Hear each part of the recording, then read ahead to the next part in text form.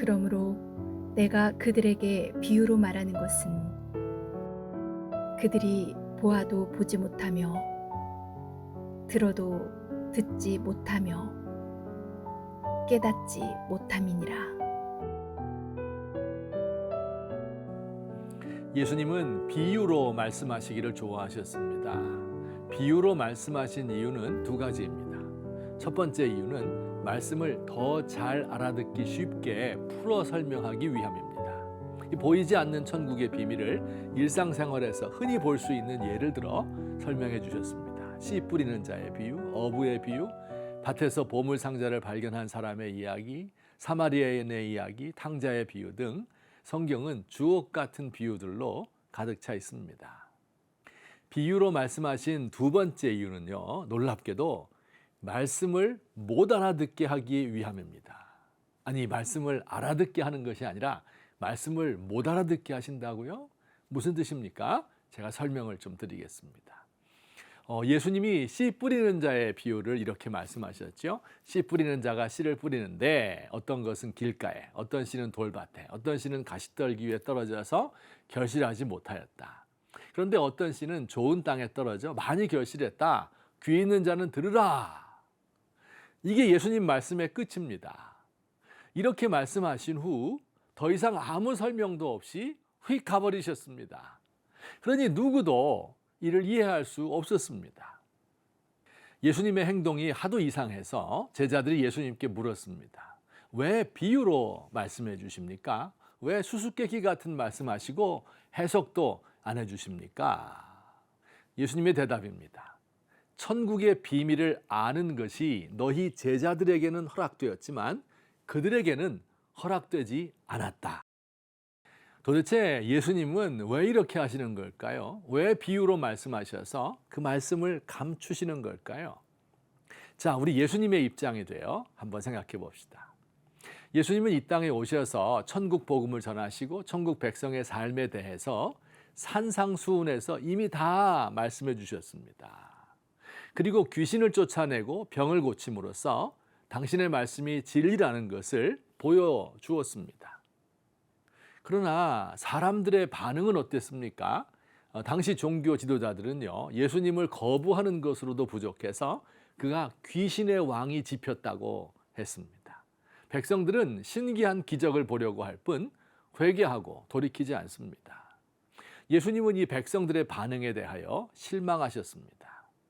예수님은 백성들에게 이제 충격적인 방법을 사용하고 계신 것입니다.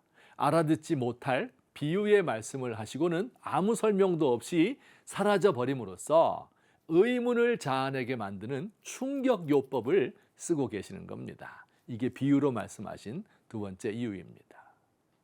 진리에 관심이 없는 사람이라면 이런 예수님의 행동에 대하여 아무런 반응을 보이지 않을 것입니다. 그러나 일부의 사람들은 예수님의 이런 충격적인 행동에 대하여 왜 예수님이 이렇게 하실까 의문을 가지게 될 것입니다. 그리고는 관심을 보이면서 그 비유를 해석해 달라고 하겠죠. 예수님은 바로 이런 반응을 기대하신 것입니다. 예수님이 알아듣지 못하는 비유로 이렇게 말씀하시면서 사람들에게 기대하는 이 말씀에 대한 자세를 두 가지로 살펴봅시다.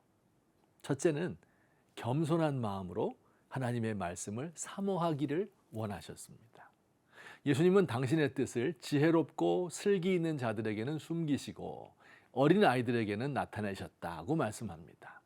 예수님의 제자들은 예수님의 이 알아듣기 어려운 비유의 말씀에 대해서 우리에게 비유를 설명해 주세요 라고 간곡하게 요청하였습니다. 둘째로 예수님이 원하시는 것은 말씀을 깨닫는 것입니다. 예수님은 좋은 땅에 심긴 씨앗에 대하여 설명하시면서 말씀을 듣고 깨닫는 자가 좋은 땅이라고 하셨죠. 여기 듣고 깨닫는다.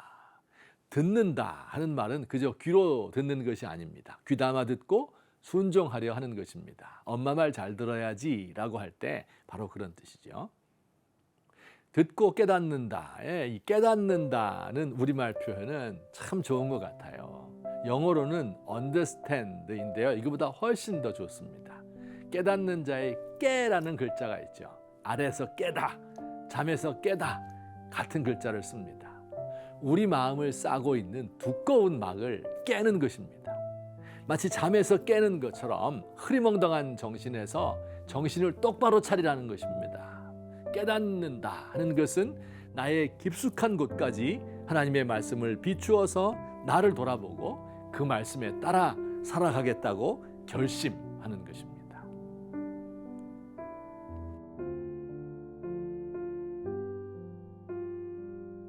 주님, 우리는 지금 말씀의 홍수 속에 살고 있습니다. 그러나 말씀이 귀한 줄 모르고 말씀 듣는 것을 게을리하고 이리저리 비평하며 귀만 높아져 있습니다. 진실로 말씀을 깨닫는 이가 적습니다.